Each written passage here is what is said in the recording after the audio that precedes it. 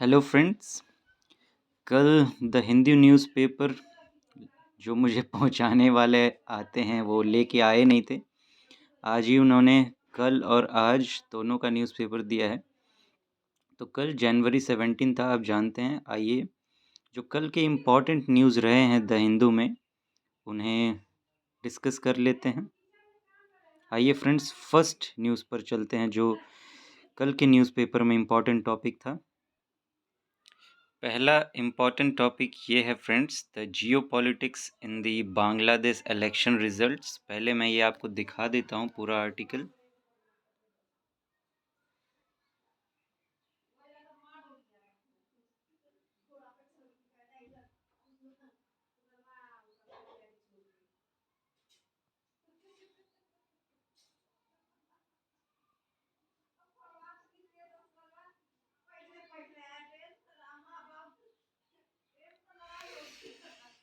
सच पूछिए तो फ्रेंड्स, ये आर्टिकल अपने आप में आपके लिए इम्पॉर्टेंट नहीं है।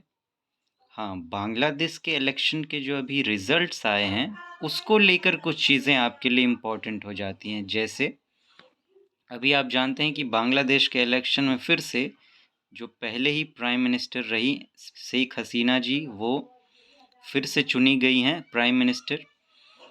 शेख हसीना जो हैं बांग्लादेश, अब देखिए सबसे पहले तो ये मैं बता दूं कि किस कॉन्टेक्स्ट में आपके लिए इम्पोर्टेंट है। इंटरनेशनल रिलेशन आपके जीएस पेपर 2 का सिलेबस है, उसमें इंटरनेशनल रिलेशंस हैं और उसमें इंडिया एंड इट्स नेबरहुड, ये आपका एक टॉपिक है।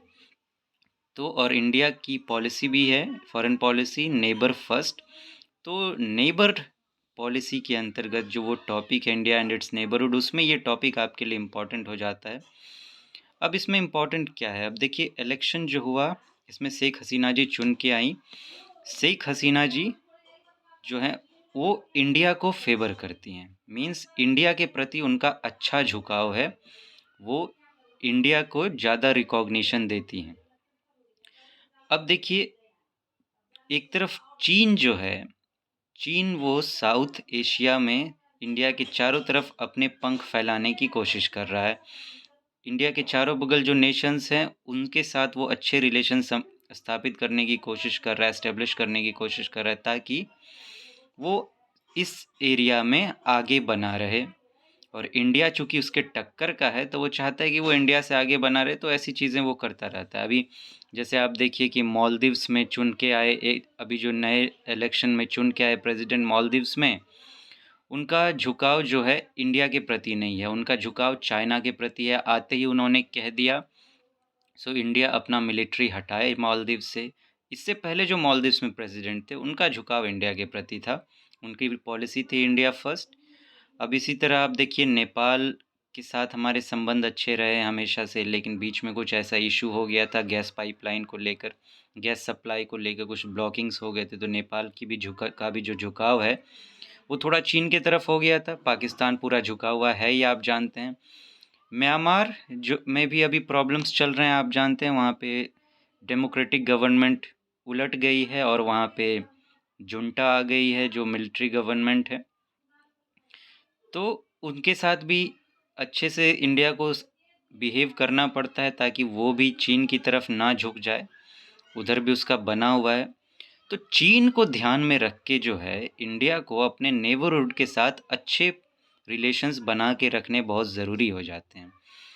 अब मान लीजिए बांग्लादेश में जो दूसरी पार्टी थी अगर वो जीत के आ जाती, तो वो जो पार्टी है उनका झुकाव फिर हो जा है, उसके जो लीडर है उनका झुकाव चीन की तरफ है। तो सोचिए अगर चीन के साथ अच्छा रिलेशन और चीन फिर बांग्लादेश में अपने पंख फैलाने लगता है, तो सोचिए बांग्लादेश तो कितना सटा, बिल्कुल पूरा सटा ही हुआ है इंडिया से। वहाँ पे अगर चीन का इंक्रोचमेंट होने लगता तो वो इंडिया के लिए कितना प्रॉब्लम क्रिएट कर सकता था। तो इस कॉन्टेक्स्ट में जो है ये आपके लिए इम्पॉर्टेंट हो जाता है समझना ये चीज़ें। अगर फॉरेन रिलेशन पर क्वेश्चन आते हैं बांग्लादेश को लेकर, तो उसका एंगल कुछ इसी तरीके से बनेगा। तो ये चीज़ें आप ध्यान में रखेंगे। प्लस जो बांग्लादेश के साथ कुछ इम्पॉर्टेंट जो हमारे आप जानते हैं सोशियो इकोनॉमिक प्रोजेक्ट्स हैं, सिक्योरिटी प्रोजेक्ट्स हैं, इन चीज़ों का आप ध्यान में रखेंगे। जैसे कि बॉर्डर एरिया से जुड़ा हुआ है तो इम्पॉर्टेंट है। और फिर वहाँ से हमारी rail pipeline, rail line, rail project अभी बनी है रिसेंट में, उसको आप ध्यान में रखेंगे। तो ऐसा कुछ ज़्यादा डेटा आपको दिमाग में नहीं रखना है, बस कॉन्टेक्स्ट ध्यान रखना है, और कुछ बस कि उसके साथ अच्छे रिलेशंस बनाने क्यों ज़रूरी हैं, और कुछ एक आध प्रोजेक्ट्स आप जो जिसकी मैंने बात की, रेल प्रोजेक्ट है और भी बॉर्डर प्रोजेक्ट्स हैं हमारे, तो बस आप इन्हें ध्यान में रखेंगे। इस हिसाब से ये आपके लिए इम्पॉर्टेंट हो जाता है। इस आर्टिकल में ऐसा कुछ खास, आप चाहें तो इसे पढ़ सकते हैं, मैंने दिखा दिया है, और इसमें कुछ आपको प्रोजेक्ट्स मिलेंगे, आप उनको ध्यान में रख सकते हैं, लेकिन उतना ज़रूरी भी नहीं है। तो फ्रेंड्स, ये आपके लिए इस कॉन्टेक्स्ट में इम्पॉर्टेंट था। अब चलिए आज के दूसरे इम्पॉर्टेंट न्यूज़ पर चलते हैं। आज के सॉरी मीन्स कल के न्यूज़पेपर की बात कर रहे हैं हम लोग, तो कल के न्यूज़पेपर में अगले इम्पॉर्टेंट टॉपिक पर चलते हैं। अगला ये इम्पॉर्टेंट हो जाता है आपके लिए friends, understanding the 10th schedule. इसमें ये आर्टिकल अपने आप में समझना आपके लिए ज़रूरी नहीं है, हाँ, बट 10th शेड्यूल क्या है ये आपको जानना ज़रूरी हो जाता है। तो बजाय इस आर्टिकल के को लेकर हम बात करें 10th शेड्यूल पर, मैं अलग से मैंने इस पे आपके लिए नोट तैयार किया है, तो उसके माध्यम से हम लोग बात करते हैं 10th शेड्यूल पर। 10th शेड्यूल की बात करें फ्रेंड्स, तो ये एंटी डिफेक्शन लॉ से जुड़ा हुआ है। एंटी डिफेक्शन लॉ किससे रिलेटेड है? एमपीज जो होते हैं, मेंबर ऑफ पार्लियामेंट, वो जो एक पार्टी बदल कर छोड़कर दूसरे पार्टी में जाकर शामिल हो जाते हैं, तो ये जो दल बदल है, दल बदलू कि एक पार्टी एक दल को छोड़ा दूसरे में चले गए, इसी को डिफेक्शन कहते हैं। तो इसी को रोकने के लिए anti defection law 10th schedule बनाया गया था। ये 10th शेड्यूल जो है 52nd कॉन्स्टिट्यूशनल अमेंडमेंट जो हुआ है उससे लाया गया था। ठीक, इसमें प्रोविजंस देखते हैं क्या है इसमें डिस्क्वालिफिकेशन रिलेटेड प्रोविजंस हैं कि जो ऐसा करेगा उसे डिस्क्वालीफाई करेंगे। तो किस तरीके से दल बदल करते हैं पहले उसे समझ लेते हैं हम, कि ये जो मेंबर ऑफ पार्लियामेंट हैं ये कैसे दल बदल करते हैं, डिफेक्शन करते कैसे हैं। तो मेंबर्स ऑफ पॉलिटिकल पार्टीज चाहें तो वॉलंटरली अपनी मर्जी से जा सकते हैं, कि उन्होंने अपनी मर्जी से एक पार्टी छोड़कर दूसरी पार्टी ज्वाइन कर ली। और दूसरा क्या हो सकता है, दूसरा क्या तरीका है कि अब देखिए पार्लियामेंट में वोटिंग होती है, हर पार्टी के जो मेंबर होते हैं अपने पार्टी के लिए वोट करते हैं। अगर उसके दौरान कभी वोटिंग हो रही है और जो मेंबर है उसने या तो अपने पार्टी के अगेंस्ट वोट कर दिया या फिर वोट करने से इनकार कर दिया, तो ऐसी सिचुएशन में उसे पार्टी से निकाल दिया जाएगा, तो वो डिस्क्वालीफाई हो जाएगा। और ये जो प्रोविजंस हैं ये हैं 10th शेड्यूल में बनाए गए हैं कि कैसे कैसे डिस्क्वालीफाई किया जा सकता है। तो एक तो वो कि अपनी मर्जी से वो छोड़ के चला जाए तो डिस्क्वालीफाई हो जाएगा, और एक मैंने इसके बारे में बताया। अब देखिए कुछ इंडिपेंडेंट मेंबर भी इलेक्शन लड़ते हैं, कि वो किसी पार्टी से रिलेटेड नहीं है, इंडिविजुअली वो अपने दम पर इलेक्शन लड़ते हैं, जिन्हें इंडिपेंडेंट मेंबर कहते हैं। तो इंडिपेंडेंट मेंबर चुनने के बाद अगर वो बाद में जाके कोई पार्टी ज्वाइन कर लेते हैं, इफ़ ज्वाइंस, तो उन्हें भी डिस्क्वालीफाई कर दिया जाएगा। अब देखिए कुछ नॉमिनेटेड मेंबर्स भी होते हैं, कि नॉमिनेटेड मेंबर कुछ हैं जिनको जो चुने नहीं जाए, जिनका इलेक्शन नहीं होता है, उनको नॉमिनेट किया जाता है, नामांकन किया जाता है उनका।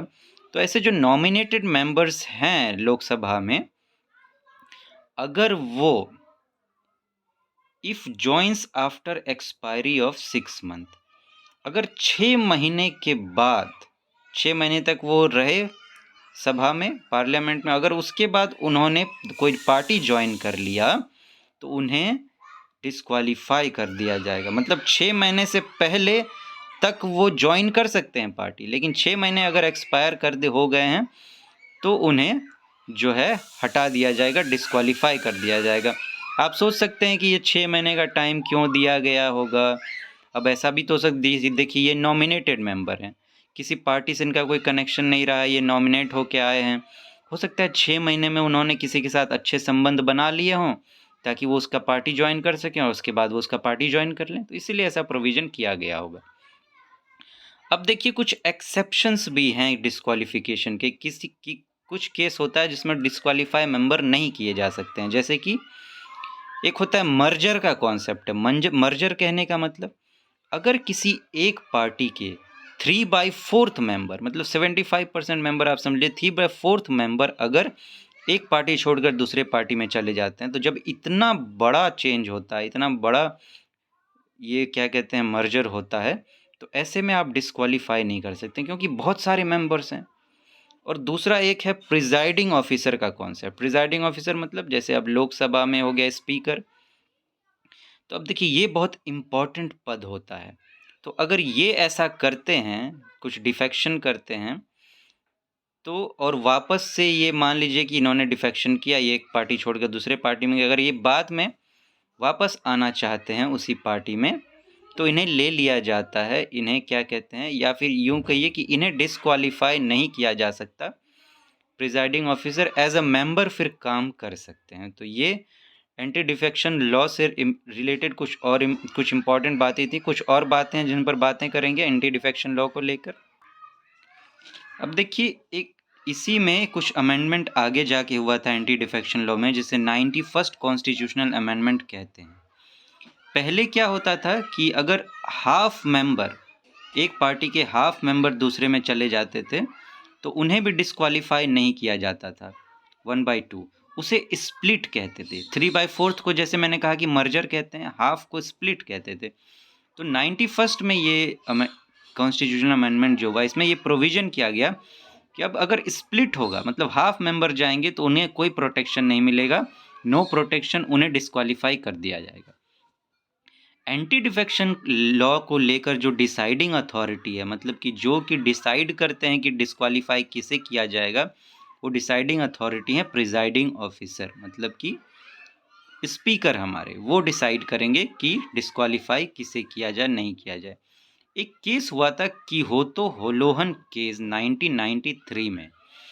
अब पहले ये था कि प्रोविजन था कि प्रिजाइडिंग ऑफिसर जो है, अगर वो किसी को डिस्क्वालीफाई करते हैं, तो उन पर कोई क्वेश्चन नहीं उठाएगा, उन पर किसी कोर्ट में आप नहीं जा सकते।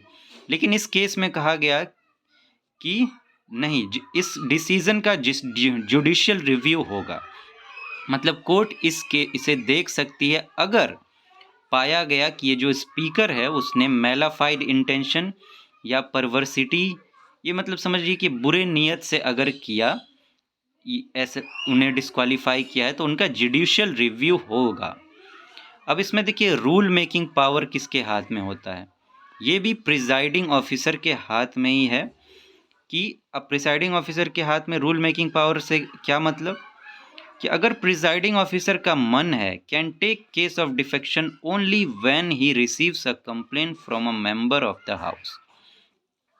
प्रिजाइडिंग ऑफिसर डिस्क्वालिफिकेशन रिलेटेड जो केस है डिफेक्शन का, वो तभी उसको सुनेंगे जब कोई कंप्लेन उन्हें मिलेगा किसी मेंबर ऑफ द हाउस से। अपने मन से वो किसी को डिस्क्वालीफाई ऐसे ही नहीं कर देंगे कि आपने डिफेक्शन किया है, उन्हें कंप्लेन मिलना ज़रूरी है। तो फ्रेंड्स, ये दूसरा इम्पॉर्टेंट टॉपिक आपके लिए था।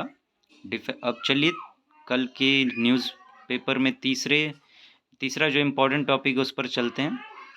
ये तीसरा इम्पोर्टेंट टॉपिक है आपके लिए पीएम जनमन। ये आर्टिकल अपने आप में इम्पोर्टेंट नहीं है आपके लिए, फिर भी मैं आपको दिखा देता हूँ।